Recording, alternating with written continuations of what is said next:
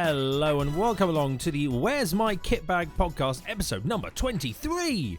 Hosted to you by your three lovely media technicians, myself, James. Me, Will. And me, Steve. Who is conveniently, I don't know if he's filming, boomeranging, photoing. I've got no idea. For the I was getting the intro for the story on F06. Getting it for the gram. I kept ruining it by doing thumbs up. I didn't want you to notice, but I made it fairly obvious. But yeah, I'm quite good at spotting when cameras are on. I don't know. I've gained this skill through life of just going, yeah, someone's filming me, so I'm just going to glare at you and ruin your photo. Always feel like somebody's watching me. Nice. PPLPRS comment. We sung it. I don't think I was that in tune, Bale. Maybe do you want me to auto-tune it for later? Yes, please. Well. Oh, how are we all, chaps? Doing well. Weather's out. The weather is out. The weather is out. Sun's out.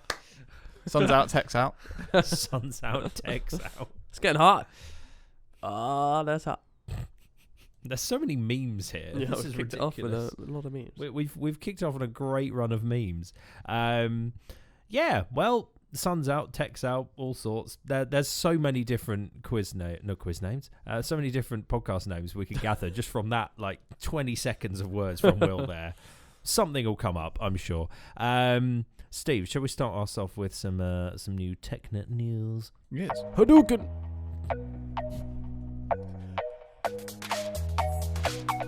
What was with the Hadouken? Hadouken! I just felt like we keep the memes rolling. Bloody hell. This is going to be a very memey episode, No. I'm sensing. Steve, Hello. what's been happening in the world of TechNet? Tell me more. Media got a spotlight in the newsletter. So I don't know if there's any media students out there equipped with a DAB for any all audio listeners and no video listeners. I've been listening to too many podcasts recently where they have a video online, which I think we should do just one day. So Should we just video it? yeah, with a Just Q2N. once. Anyway, That'd be really weird. yeah. So don't fret, film and CTech students who avidly tune in. Your week is coming. Because there's only 2 weeks left of the newsletter, this week and next week, and There's students the end of term. are outie. And the newsletter is going to get a new, fresh look for September for its first full year in rotation. Would you say it's rotation? In publication? Yeah, sure, yeah. Production. It'd be really nice to make it like a public thing. But how we go about doing that, I really don't know. But anyway, yeah, the newsletter is kind of front and center at the moment, and we didn't manage to actually record the stabilization example video, primarily because we were caught up with doing kind of end of year prep stuff, i.e. A couple of tutorials, some media students, the newsletter of course, and James, you've been working on a lot of stuff for the department, haven't you? Yes. So yes, I have. What's new in Media 3? A massive poster. Of what? All the film terms and film elements and film form and all sorts is what I've made. You spent a whole day on that, didn't you? More than one. Oh, More wow. than one day. Yeah. Many days. So have a little look around the department, see what's new, see what's about. There's a few propositions in the works to kind of make it a bit more glamorous for next year. Not really glamorous, just a bit fresh. In the IT suite, not the edit suite, there might be something new, so keep an eye out for that. Yes. And not going to say much else, but you might be printing facing the other way maybe sometime soon. Who knows? Yeah. You both look to be really confused there. Facing the other way. Yeah. I'm sure I get this reference. You get this. We talked about this. Potentially make it. Yeah, you just clicked. Yeah, you're with me now. Yeah. But that'd be a big giveaway. Nice. Yeah, so it's been a relatively admin-based week in the world of TechNet. So there hasn't been any videos going up, i.e. the pod. So yeah, stay tuned. And expect a TechNet video soon. I think that's all I can really say about that. Nice. But obviously next year we might have even more content just there ready to go, which would be nice. Actually, Will, you've been going around to classrooms recently. Do you want to reiterate for any people that may not have been in why you've been going into classrooms? Yeah, so I am on the recruitment drive for F6 productions for next year. We've already got quite a few names down at the moment. But if anybody's interested in doing some more sort of work experience in the terms of actually filming and producing videos for clients, that's sort of the primary function of F6. So nice. If you want to get some experience behind the camera or maybe pre-production, post-production, drop me an email or just come and see us in the edit suite and we can have a little chat. Nice. I think that's a good thing as well. I was going to say, could you summarise F6? Because I know, based on a training day, that we've actually recruited a few staff listeners. Shout out to any of you Purple Lanyard listeners out there.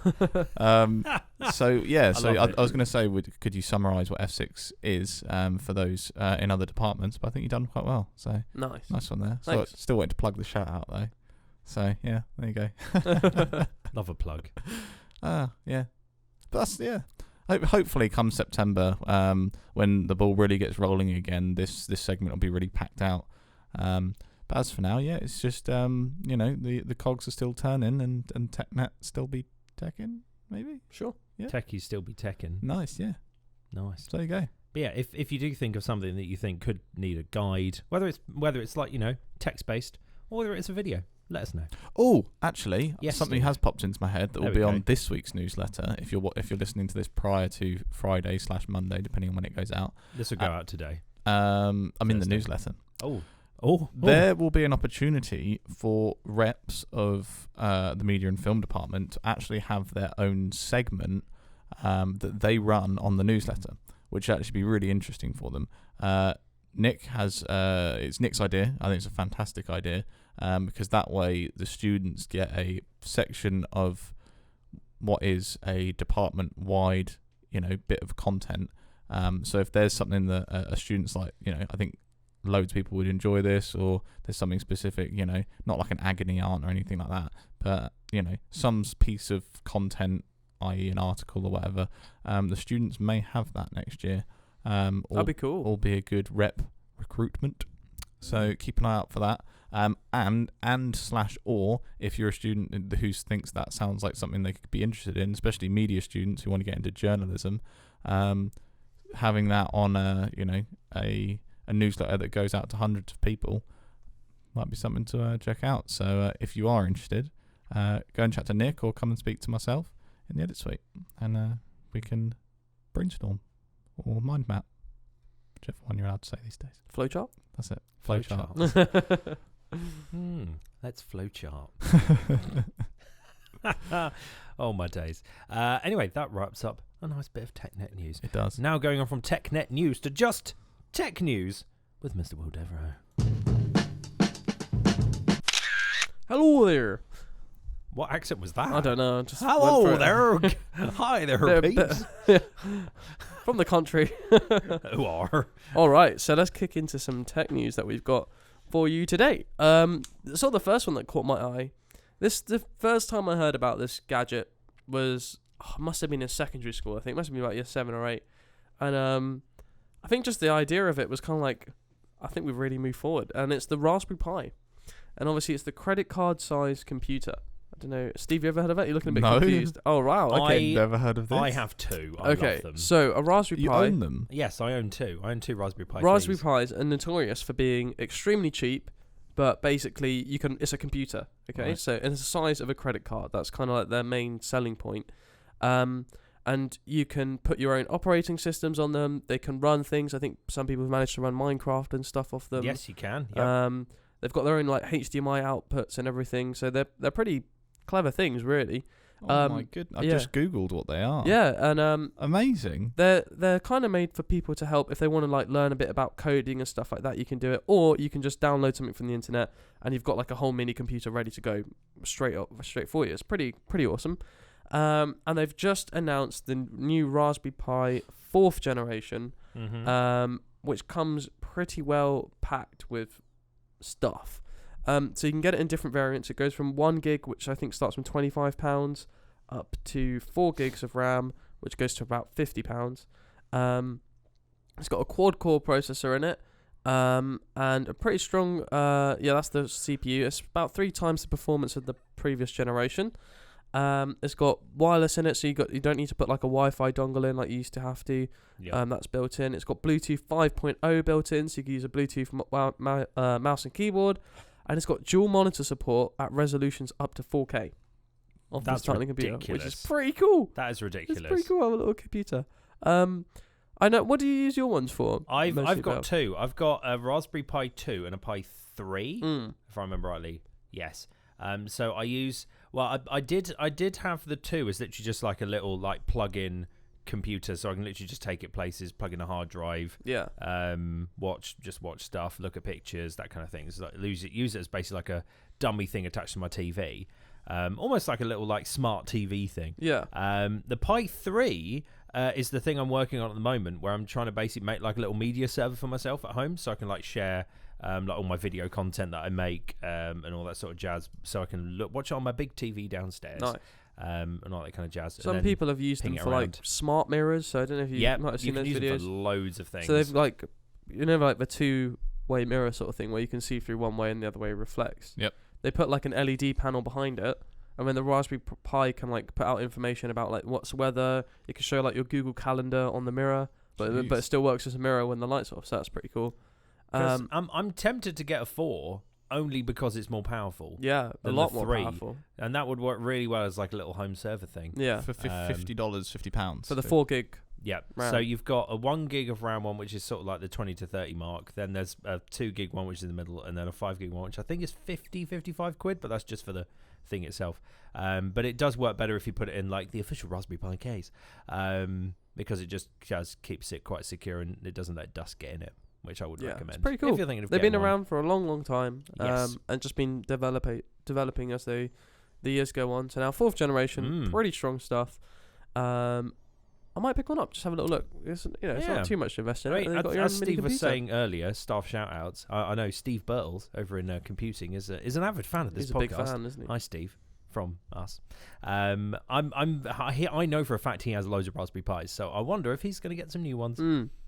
I think he'd be tempted. They are released. They were released Monday, so they are available for purchase now.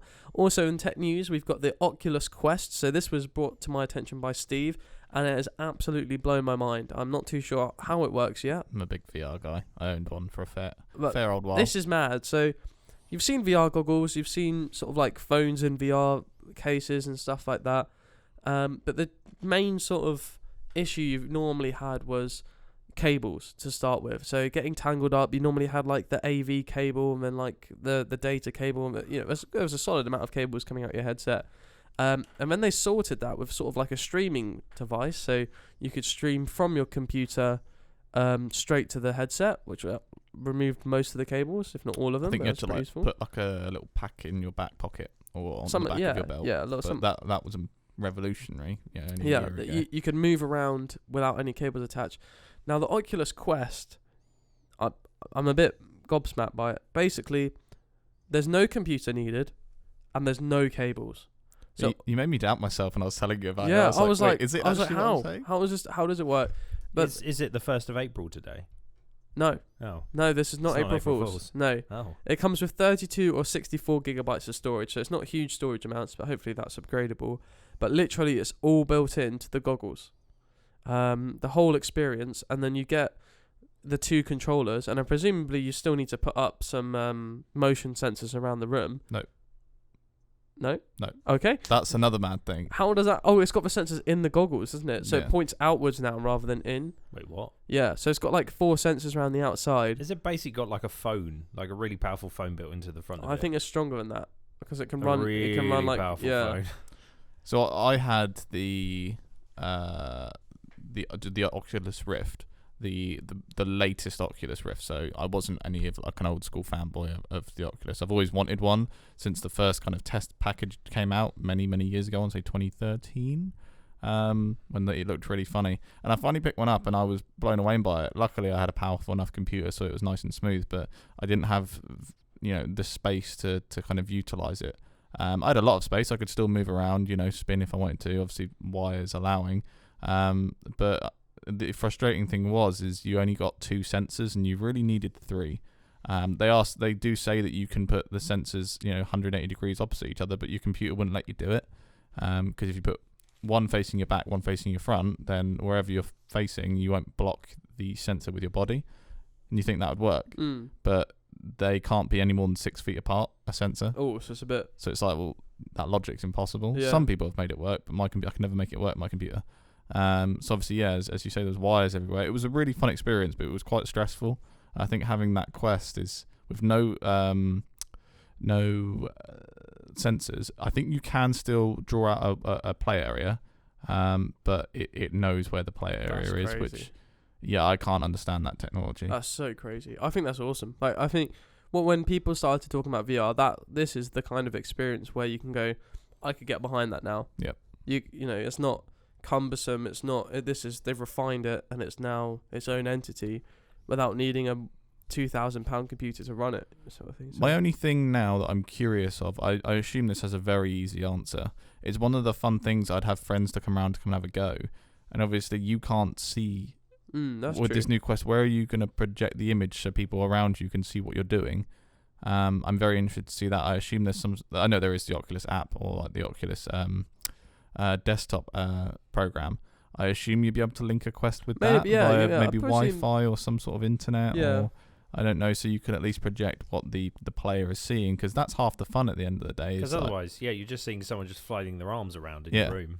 With no sound as well. It took me a long time to figure out how you could mirror the audio to my computer speakers as well as the Oculus headphones, because for a while I just had it coming out of the speakers so everyone could hear it. But obviously in VR you want the full experience. So it took a while on a lot of YouTube videos to get that. So I think now it's getting to that stage where someone like myself, who, you know, I'd say I know my tech pretty well and I can figure stuff out, but it was a stressful process to get everything how I wanted it to look, and, you know, to play comfortably. So I think this Oculus Quest is, let's call it for the noobs of VR, and I think I fall into that category. Somebody who wants to enjoy it, but kind of wants to just pick it up and play it rather than worry about how everything's all set up and all that kind of business. But yeah, it's interesting, and it's the same price as what I paid for the Oculus Rift. Yeah, that was quite surprising as well. So, because I remember the first Oculus kit was over £1,000 when that first came out. And that was not good at all. And I want to say a 720p resolution, may even be lower. But now they're getting it as not. It's higher than 1920. I want to say it's almost 2K. Something to do. It's more with the width. That's it. Yeah. In the that. So because your eyes see wider than 1920 by 1080. Yeah. So they've tried to make it even wider, so you can actually see in your peripheral vision, which is cool. But have you guys ever experienced VR? I have. What games have you played in VR? I've played. The first time I experienced VR was with the Samsung S7 Edge with the. See, I've never headset. even experienced the mobile ones. Yeah, that was pretty good. However, you got to think, no controllers or anything. It was literally just like head turning, so that was okay, and you couldn't really interact with your environment, so that was okay. But at the time, it was awesome. And then I've tried a mate's HTC Vive, and that was really cool. Like it was basically like a CS:GO game. Pavlov. Yeah. But you could reload and stuff, and like so with a double barrel shotgun, you could like flick it out, and then like you have to tip the gun upside down to empty out the shells, and then like put in the other one. Like it was like there's so much potential. It was really interesting. My only criticism of it, but it's just a human thing. It's just moving in virtual reality when you're standing still is the most bizarre experience. It's not something I could even quite describe. That's sort of like floating, isn't it? Yeah, your body tries to move. So I played a couple games where you had to move around. Arizona Sunshine, for those who actually know VR and are interested. I was playing that, and yes, you can teleport around, but walking around is helpful. My knees, after just 40 minutes of playing that game, really hurt because my muscles are trying to move left and right, and if anything, I'm just kind of pushing my body into the floor, which was a weird experience. I think only people who've played VR and have got to grips with strafing. Fortunately, I didn't really get motion sickness. I know a lot of people do, but it was more how my physical body reacted to standing still but moving. It was very bizarre feeling. But the Oculus had this tutorial where this kind of floating little robot came over to you and waved at you and got you to interact with all these different things. And it was probably the most impressive technological experience I've ever experienced of the Oculus tutorial. Have you seen Job Simulator? Yeah, it's very similar to that in its interaction. That's awesome. But yeah, I'd love to say I'd get one back, but it was one of those things of it's an expensive piece of equipment, and I didn't use it for as much as I'd have planned. Yeah. Like we talked about a Switch, I probably, as we go on our £1 an hour, I reckon I'm very close to maybe even doubling that at 50p an hour at the moment with how much I've played my Switch. But the Oculus, I think I didn't even hit even 100 hours because obviously it's very very tiring as well. So yeah, the VR is very very cool. Thanks I for that, talk about it VR all day. Steve. VR Steve. Yeah, that was a little VR Steve. That was a great segment. So enjoy it. Do you want to talk a little bit about that Oppo phone you found? Yeah, no. briefly? I mean, I had a quick browse online, obviously for any new tech news, and obviously we like our phones. Obviously, me and Will have recently upgraded, so we're definitely not on the market for anything new. But Oppo, the company behind, sort of like kind of, I don't really know how to describe them. They're just kind of like an extra kind of company on the side. They started showcasing at the Chinese Techno Expo, which is happening as we speak. Techno Expo. I don't think that's its official name, but it's like a tech expo thing. They've started showcasing some under-screen camera technology. So you won't have any notches, you won't have any bars. Your camera is behind the screen. What do we think about that? Can you still see it? No, because it's behind the screen. You don't see it. But it can see you, which I find bizarre. Right. So I'm intrigued how that's going to work. I don't use the front-facing camera that much at all, to be honest. Obviously, for those of us who love a selfie, I'm sure there's many people out there that will appreciate that. But yeah, it might make phone designs a bit cleaner, a bit sleeker on the front, without having like notches or like the cutouts that we've sort of seen. Yeah. It won't obviously relate to you having to turn around the phone and then hoping there's like some obviously phones have a tiny screen on the back for selfies, but obviously you can use the big main cameras. So I'm intrigued if that's going to become a thing. So if one company's going to do it, are the big boys going to follow suit? What do we reckon? If the technology works, then I don't see why not. Yeah, they might. Yeah, I don't know. I'd be interested to see where the phone market goes. I think more of them might lean towards the OnePlus version where they've got the motorized camera. That just pops up purely because I think that'd be a lot simpler to implement than an under-screen camera. But I don't know. It's like those really old Sony Ericssons that used to slide. Yeah. Then the whole thing will slide down the front and it leaves your camera showing. Oh, I love that phone. Oh, it drowned horribly. Oh dear. Yeah. Dropped it in a sink. Blah, blah, blah, blah. F. I know I have to pay respects, but no, I'm intrigued. Cool. I'm intrigued. See if the technology catches on. There were no pictures of it online at all. Oh. Obviously there was kind of like an artistic render of where the camera would be. It just kind of has like a slightly like grayed out bit where the camera is. I'm just like, that's not the real photo. Yeah, that's we someone will see who's drawn then. it. So I'm intrigued. Cool. All right. Yeah. I'm happy with that. Can I ask you a question on phones while we're here? Yeah. Yes. I read it earlier, but I didn't pop it on the is it a script? On notes. On our notes. Our plan. Show for plan. the podcast. At the moment in Australia, they're implementing a lot of 5G areas. They already exist. What are your thoughts on data plans now 5G is going to be coming out? I don't. It's tricky because will we use more data because we're streaming things quicker? It's a tricky one because a video is not going to change in size, is it? You just stream it quicker. Yeah. So, that's a tricky one. I don't think they'll change. No, I don't think really they'll change. I think they might. I think they're going to try and hike it up a little bit just because it's something new and they can charge for it. Like get on the, but the charge comes in the handsets. I think because the 5G handsets cost more than the 4G ones. Because it's got newer technology to access. So I think that's 5G. where you'll see the money increase. I just read an article where someone was like, you're in a park bench in downtown Sydney and you fancy a chicken dinner. Yeah. And you go onto the Google Play Store and you go to download it using a 5G, which will take 54 seconds to download like a 2 gig file or something. It's ridiculous. This is what the article said, not my own words. It said in that time you'll check your emails, maybe as you say, watch a YouTube video. If that was to happen, obviously that's a 2 gig file. If you've got a 30 gig data plan and you've done that in 54 seconds, you've got another, a few 100,000 more seconds to use in regards to that kind of data plan. So I was always quite curious. My only obviously complaint of that article is you'd like to think it was already downloaded using Wi-Fi, but it's food for thought. Will there ever come a time where you just have unlimited data and you just pay a fixed plan? Like, because when people said, you'd never get unlimited minutes or texts.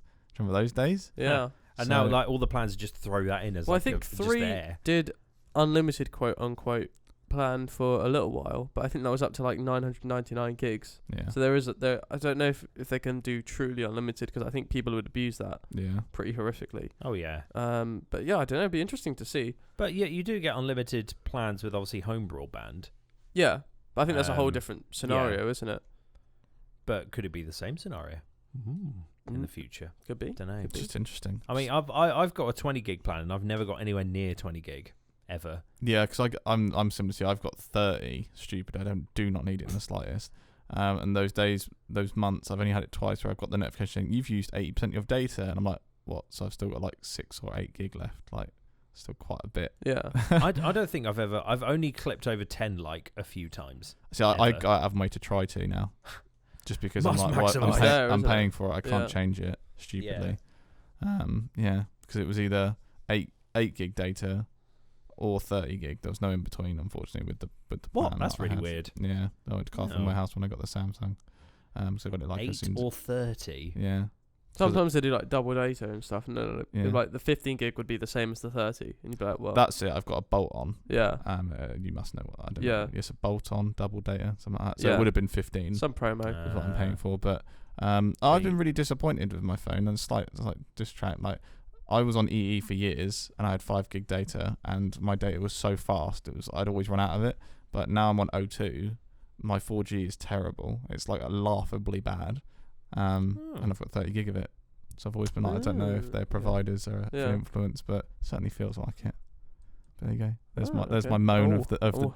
of the pod out Bit the of way. O2 beef. But I've never of the week. I'm not the customer to go in and go, I was with AE for years, and I've been with you guys for like a year now, and your 4G is terrible. What are they going to say? Okay. Yeah, they're not going to can't Like, do anything what about can it. they do? Nothing. But yeah. Is it borderline one of these, Steve?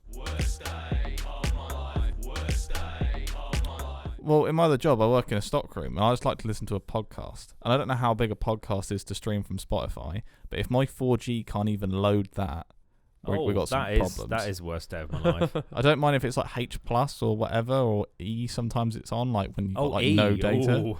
When you're in Ooh. no service. But in Guildford High Street, you'd like to think when that 4G button is 4G icon showing, I can at least listen to some Spotify. Yeah. I appreciate not a YouTube video. That's fine. I'm not going to argue with that. I'm not greedy, but podcast, please. Come on. Yeah. So All right. that's my O2 gripe. Any O2 customers out there that are like also struggling, we unite. Feel my pain. There you go. There we go. I think I'll pass the segment mantle back over to you. I think we should just physically pass a torch. All right. these I mean days. that. I've got a statuette on the table. We'll That's set the fire nearest to it. thing. What? That'll do. Whoa. That went extreme. Anyway, so tune of the week. This week, I was really struggling to think of one, actually, to no what I've been jingle listening yet? to. No jingle Oh, yet. Steve gave you proper death stare there. Oh man. Don't think Jeez. that I didn't know that you were trying to avoid that. No. We need to get a jingle before the end of season 1. Come on. The end of season. Come Oh on, my man. day! I don't know what to make. But yeah, Tell me what to that's make, good. 'Cause that gives you people. what 3 weeks left for us. 3 weeks. Oh my day! 3 You weeks. can make it in an hour. Easy. I mean, I probably could, but it's a case of just the time to think about it. I'm just coming up. I'm like a student. I'm coming up with the All right, excuses. chuck us with the tune of the week. Come on. Tune of the week. Oh, I was asking for the real thing. Oh, We'll all take that. All That's right, good. that was good. All right. I was Just going to drop some ask you. beats. You could go through any era and go with that style of era. music. So you could have synthetic music. Is it synthetic? Synth, Synthwave yeah. music. Yeah, yeah. Or you could have some classical music. You could have like those scratching records, whatever. We just got World's your oyster, mate. for a film of the week. We just got a rolling film reel. Exactly. That's very Oh conventional. god, we've just skipped over. Quick, what's a film that? So it could be anything. I've got a tune in my head now. All right, It keep could it. work. Keep it for after the pod. I'll Nice. try. I'll Hit try us, and hit us. keep What it in is there. it? What's the tune? Like I was saying, I was really trying to think what song have I been listening to a lot this week. And I've been listening to last week's tune of the week quite a lot this week as well. And I'm just like, well, I can't have it twice. That's just lame. So I went on my gut of a song that came out about. Well, the album came out about 2-3 weeks ago, but this song has been hovering around. Everyone's playing it now. Obviously, Avicii, obviously R.I.P. R.I.P. Tim. His album Tim, and there was a track on there called Heaven. Oh, I love that song. Which So good. exactly. So I'm Martin. appeasing the audience. I know it's my boy Chris from Coldplay. Nice. Yes. sneaking Coldplay into the podcast wherever I can. So it's his track called Heaven, which he recorded all the way back in like 2014 or something. And it's obviously only just come out now on Avicii's third album. Obviously post his death. And yeah, it's just a really good song. It's got Chris Martin's vocals everywhere in it. It's got the kind of like more sort of not traditional Avicii sound, but more his sound from like album 1. I think I'd say it's very traditional. Yeah, it's got more classic kind of Avicii sound rather than Stories, which I thought was a bit more. He went in a slightly different direction, but it's more of a classic Avicii, even though it's new. And it's called Heaven. It's really good. I'll put the link to the lyric video. There's also a tribute video come out as well now, which they released as a footage of Tim like kind of recording it and being on a beach somewhere, cool, on an island. But it's really good. It's just a really nice kind of Avicii style house track. I think is the easiest way. Nice. But yeah, I could quite easily see that doing well in the old charts. I could see that going. Broop. I hope anyway. I think it really is. It'll be good if it gets to at least a top 5 finish. Be nice. Get some of the rubbish that's currently in the chart out of it, which would be nice. Burn. Stabs. Yeah, some of the chart music today is not the best in my opinion. As brutal as it sounds, I wouldn't know because I don't look. Spotify for the win. The only reason I do look is for a quiz I do every Thursday. Nice. Where I get 4 points for knowing the songs that are currently in the charts. Normally it's the top 20, so as long as it appears in the top 20, we'll probably know it. But most of the time, it's just really naff. We're just like, oh, it's the same song, just sung by a different person. Blech. But yeah, that's my gripe with music at the moment. Nice. It's just all the same. But yeah, Avicii Heaven, check it out. It's really good. It's everywhere. Spotify, all sorts. iTunes. We'll put a link to the YouTube video in the comment section below. Anyways, so we've already heard it once, so let's hear it again. It's time for Film of the Week. So this week, we have all seen the same film. I thought we rebranded Film of the Week. Oh, as in, what have I been watching? Yeah. It's still Film of the Week for now. Okay. Next year, it'll be what have we been watching. Are we doing a round robin again, or are we just going to talk about the thing we've all seen? I think we just plonk it all into the one. Put it all in. So what did we all go and see? Toy Story 4. Oh, boy. Should we spoiler alert this one? Oh, yeah, for sure. Oh, 100%. This is full on spoiler alert. Yeah, because spoilers will be evident. If you have not seen Toy Story 4 yet, I recommend you pause the podcast now. Go and watch it. Go and watch it. Come back, press play, and continue. Nice. Yeah. Glad we got that out of the way. Yes. I think it's one of those films that, like, it's not really a film you're like, oh, you spoiled Toy Story for me, but it's still polite. So yeah, absolutely. What did you guys out of? Well, actually, no. I was about to ask for a rating. So I think we'll do that. Should we do that towards the end? Yeah. Yeah. I'd say it was a film we didn't know we needed. We didn't know we needed because Toy Story 3 ended pretty significantly. I think everyone was pretty content. I think we can spoil Toy Story 3. It's been out enough. Yeah. And then they announced. I remember them announcing 4, and I just thought, what? Like, what would they do with it, sort of thing. And then you saw the trailer, and you're kind of like, okay, yeah, I get where it's going. And then you watch the film. Wow. I think it's split for me. It's split into the animation and the progression of that over the years, the character development, which I felt was arguably the strongest it's ever been in this film. Maybe just because they focused on less characters. Yep. I think that might be why. And just the sort of like things it deals with, in terms of the whole, like, even the nature of the world of Toy Story, where how does things get made and how do they come to life and stuff, which is pretty cool as well.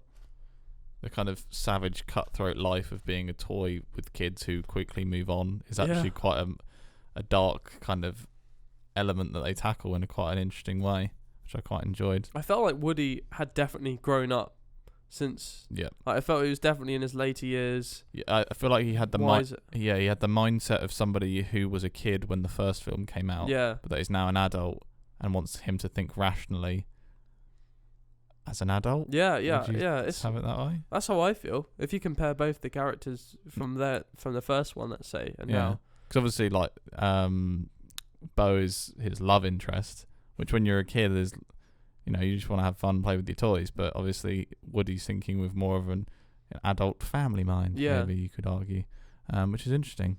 But yeah. I thought, for me, I loved Buzz's inner voice. Yep. That was great. so good. Meteor shower above. Return to Star Command. Return to Star Command. Oh, that was genius. I loved that little touch. And then obviously, Duke-a-boom. Oh my God, Keanu Reeves, Man of the Year. Oh, that was possibly... He can go from John Wick, Yeah. murdering people in goodness knows what situations with goodness knows what toy, to I'm Duke-a-boom, the Canadian stuntman. I really want that. good. I really want to be able to impersonate Keanu Reeves' voice because it's just gorgeous. Oh, wait, one more. Yeah. Yes. It was so good. I think love his arguably my character. favourite shot of the film was when they jump off the wheel. Yes. I mean, everybody's like, the fireworks are going off. Everybody's like, and then it just face palms the top of the side. And the whole audience just goes, ooh. Duke-a-boom. I loved it. Oh, so good. And the two bunnies, I thought they were brilliant. Yeah. There's a really nice touch. Oh, Ducky and Bunny. Yeah. Really funny characters. Oh, that was great. And their little like stories they tell, and but quite violent, aren't they? Oh, yeah. Oh, especially the lasers. Yeah. The laser one at the at the end. end, yeah. That was a really good one. It was a very different comedy for a Toy Story film. It was. To do Yeah, cutaways it was. like that. Yeah. It felt like that more was kind of aimed at almost like the parents kind of thing. I thought there was quite a lot on there that was, and obviously the entire film's generally aimed at children, but there was I quite like the amount of things that were aimed at a slightly older audience or the audience that have gone through from Toy Story 1 back in, what was that, 95? Yeah, 95, all 96, the way I think through. I think I think that is their target now. audience, just the people who've grown up with Toy Story, isn't it? Absolutely. I think, and then I don't know what it'd be like for a kid experiencing it. Like, hopefully, they would have seen all the other ones previous to that. I think you kind of you have really. to. Otherwise, you're just going in with like, who are these characters? I know Yeah. nothing of their backstory. But then obviously, kids don't generally go they in did with that kind kind of of mindset tackle it sometimes. in the beginning, didn't they? Where they kind of showed Bo Peep being taken away and stuff. So if they didn't have that sort of raining sequence at the start, it would have been a bit more confusing for somebody who's never seen it. But I think that added quite a nice little touch. That was well. a bit like the Up opening. Yeah. That kind of like, It's a good comparison. Yeah. Let's bring it. Let's pull on the heartstrings. Let's start early. Pull on the heartstrings. That rain was like, Oof. I've never seen animation like that. It was unreal. And it was just, there's so many clever bits. Like in that sequence where he puts his hand on the box over, they match that same shot when he puts his hand over the carousel going to Bo Peep at the end as well. I was just like, and the bits like with the badge, Yeah. like giving it to Jesse and stuff. There's loads of little bits in there. You're the sheriff now. Yeah. But I thought visually absolutely stunning. Well, when we had a watch of sort of like a side by side of Toy Story 1 to Toy Story 4. Oh yeah, they compare like the dog on the cat. Oh and my stuff. days! Yeah, it's crazy. Just the sheer graphical and textual and visual improvement from 95 to now is absolutely ridiculous. But the characters still look and feel the same, don't they? Which is, I think, the impressive bit. Yeah, obviously all the characters still have the same voices, for now anyway. They all visually look the same, but they've just improved like the sort of shading, how they kind of interact with the environment. Whereas obviously in Toy Story 1 they were very flat. It was very just like, here's a matte paint finish around this person's face. Or like with the dog, it's just like, here's the odd like drawn hair kind of thing. Whereas now with, obviously there was obviously a cat in this one, you can see each individual fur. Yeah, it's each crazy. individual bit of hair, each like individual strand on the cat. And you can see all the kind of like shading on obviously Bo Peep's kind of porcelain face. That's the thing they're really kind of focused on, where in the past they physically couldn't do it. Yeah. They couldn't mimic I how can't remember. porcelain reacts to light, but now they can. I think it was with mental. one of you two were watching it, and all the numbers came up about the stats in terms of rendering Toy Story 1. It's Do you 100 remember? and... They used like thousands of computers, thousands of hours rendering per frame, wasn't it? Yeah, It was, I think in total there's like 120-something thousand frames in the film. And each one took up to like 30 hours to render or something. So it's a long process, which is incredible. I was just thinking, actually, I couldn't imagine with the technology they had today how actually terrifying the scene from Toy Story 1 is when the disfigured toys come out from under the bed. What was Sid? Yeah. Oh. Yeah. I think Sid was one of my favourite baddies until I forgot her name, but like Vincent and the dolls. Yeah. They were creepy. Gabby. That was it. Yeah. Oh man, I thought they were fantastic. Yeah. What a good use of them as well. Which I think was actually quite nice as well, because it kind of was a little kind of, I don't know, maybe an homage for the parents of like with those dolls being a thing back in the day. It was very interesting. Apparently in that antique shop, they have a little prop or something from almost every single Pixar film that's insane ever made. So I'd quite like to rewatch it and almost pause as you go through and look through them. Yeah, and they said they've put almost everything. They've put in a little something in there, which is pretty cool. That's really nice. Yeah.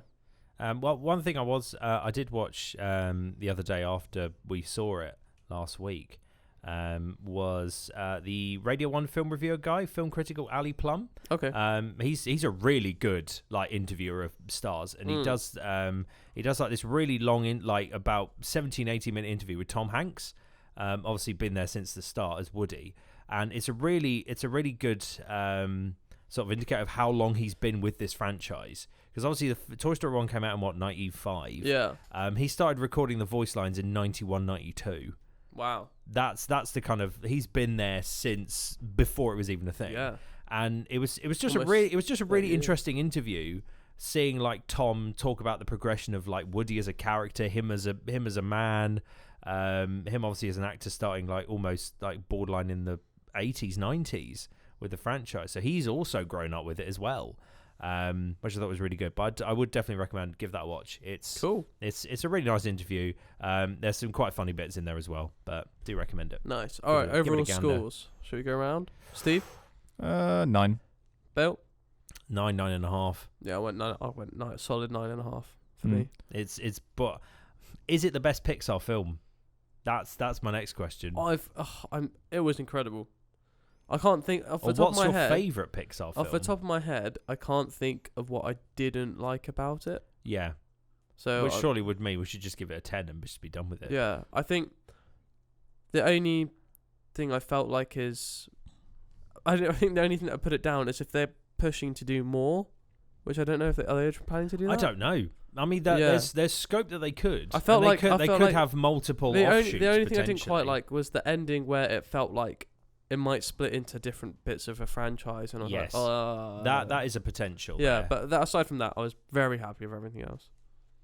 Yeah, I mean, I think maybe because you like the fact there was less characters. I think I maybe wanted a little bit from each character, what they've kind of been up to, their thoughts. I mean, Forky was an interesting character, but trash. I didn't. It was funny, but I didn't like. Trash.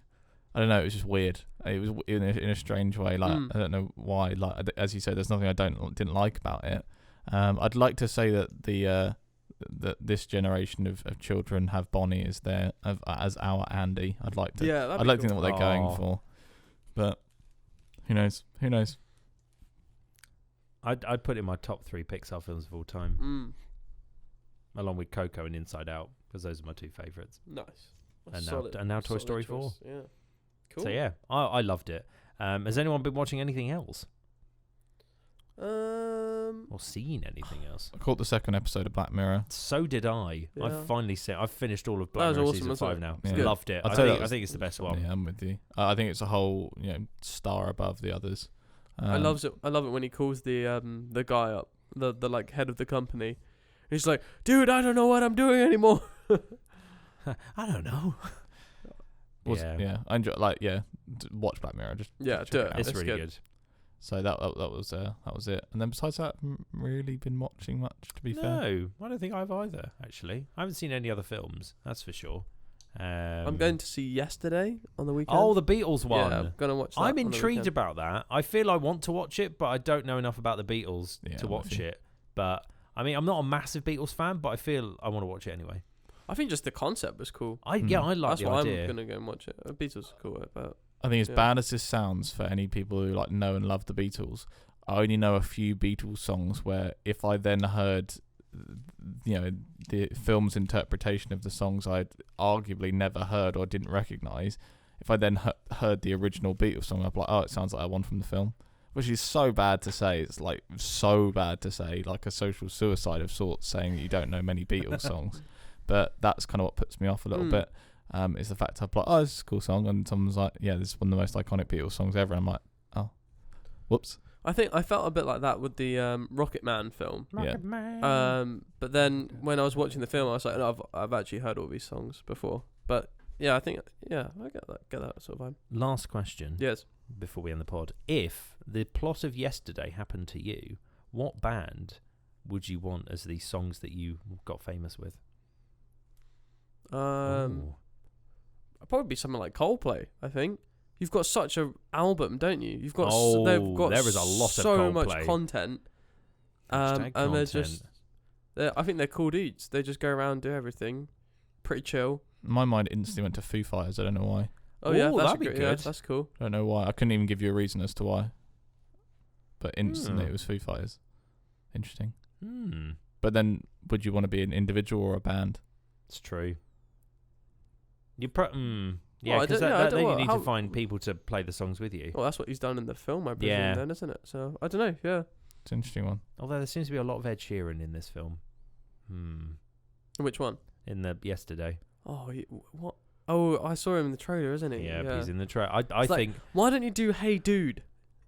No. Hey Dude. No. It's Hey Jude. I'll let you know how it goes next week. Yes, give us a review next week. Otherwise, yeah, that's pretty much the end of this podcast. Thank you very much for listening to episode 23 of Where's My Kit Bag with myself, James. Me, Will. And I'm Steve. And we'll be back next week with episode 24. Thanks for listening to the Where's My Kit Bag podcast. Please feel free to drop us a comment about anything you want us to cover in the section below, or hit us up on our Instagram or Twitter at F6 Media Film.